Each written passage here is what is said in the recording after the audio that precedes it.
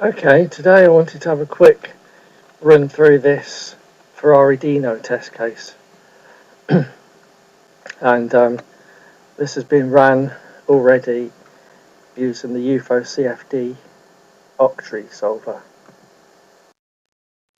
So this is the geometry, the Ferrari Dino. So I've loaded in that STL file, and then in blue you can see the actual octree mesh on top of that. So I've already ran this. So the octree has to be positioned correctly relative to the STL geometry. So if you have a quick look at the input file,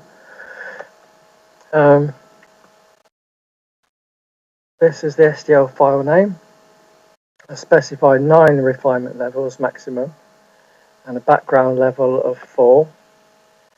I've specified 3 blanket refine layers.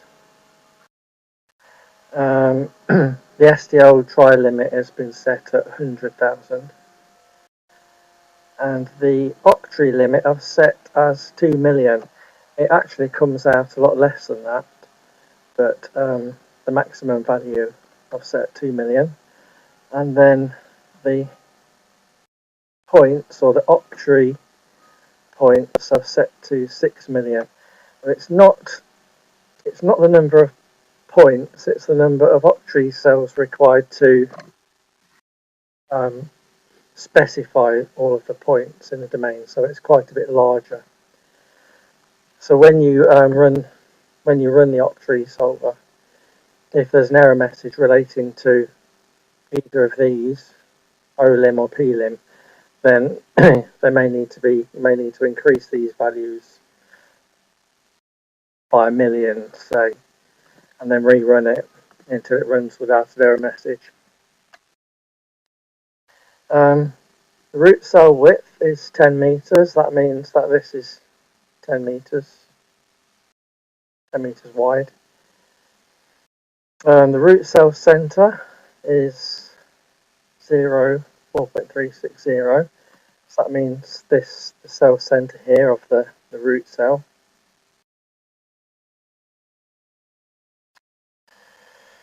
The live point has been specified at 111. That's just marking a seed point for the live cells. Low velocity, I've switched this to low velocity because it is only 30 meters a second.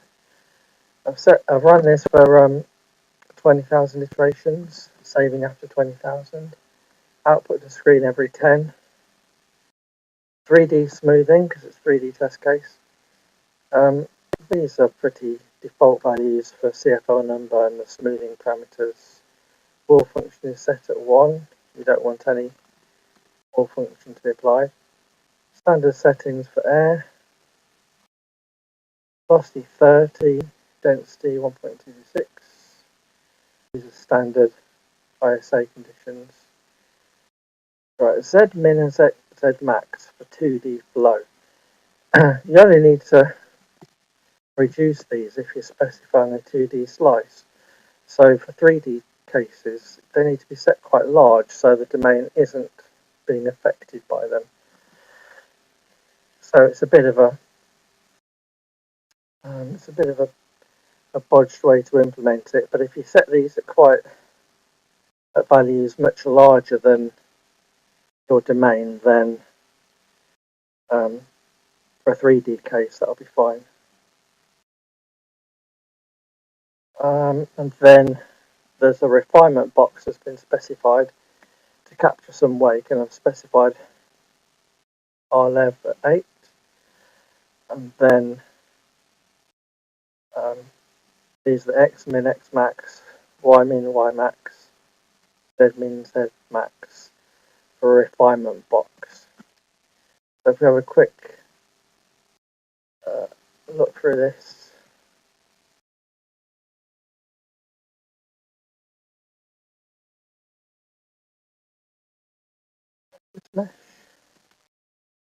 Take off the triangulation.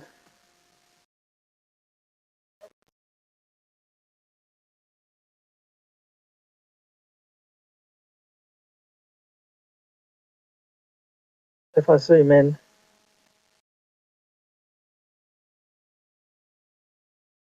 all I've done here, just for the sake of using the refinement box, is specify region here. So it basically just extends this level 8 mesh a little bit further out. So that's completely up to the user to specify what level they want and where they want it. So that's that really. This case has ran already. This is what the convergence plot looks like. So it's pretty much converged after about 12,000 iterations, but it's ran on for 20. So the residuals are flatlined, and the maximum velocity and maximum wiggle both settled down. That looks okay. So when you run it, you run this batch file, which is basically just running the executable command, and you can see it meshing. It meshes within a few seconds. So it's just doing the refinement. Then it calculates the neighbours. Then it starts running. So that's how quick the meshing is. It takes place in a few seconds before the solver starts. And already done 100 iterations. See from this, there's 588,000 live cells. So that's the actual number of cells that it's solving on. So the total number of cells of the octree is 123, no, it's 1.23 million cells. And there's 1.07 million leaf cells. So that includes quite a lot of dead cells and cut cells. So stop that. When you want to have a look at the flow solution,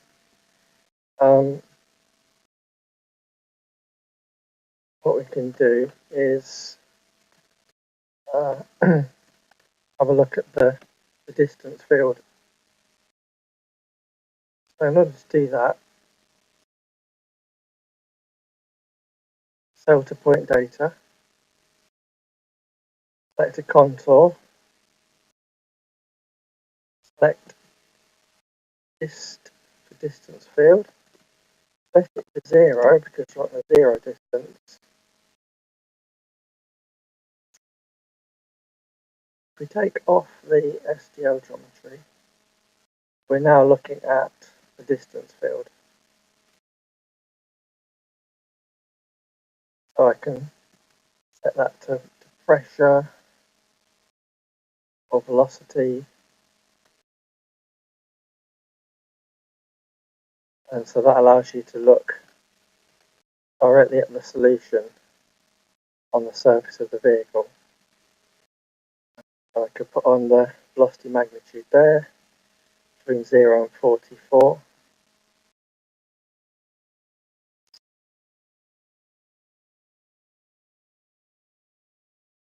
I sometimes like to show the background mesh in a different colour.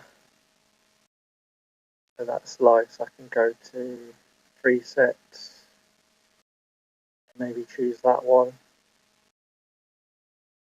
so that it looks different from velocity field. Then I might want to put some streamlines on it as well. So from the cell data to point data, I'm going to select streamlines, and they're somewhere at the top. If Move them down a little bit, we can see the streamlines there. Change them to solid colour. First thing you'll notice is they look a bit fragmented. This is to do with the octree mesh not being quite compatible with the streamline function. So we need to go into advanced settings and select interpolator with cell locator. See that? Straight away the streamlines become corrected. So with the streamlines I could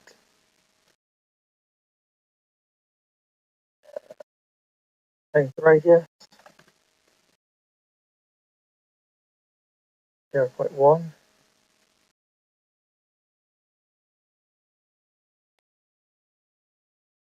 I could move that further upstream, move it down a bit.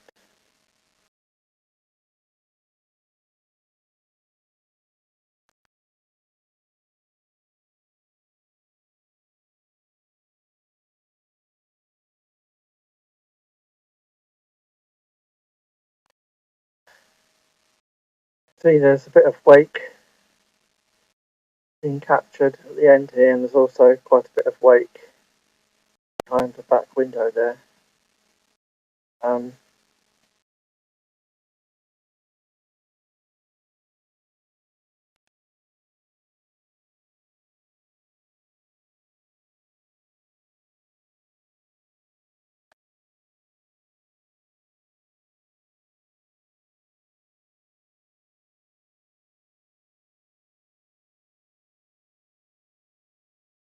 So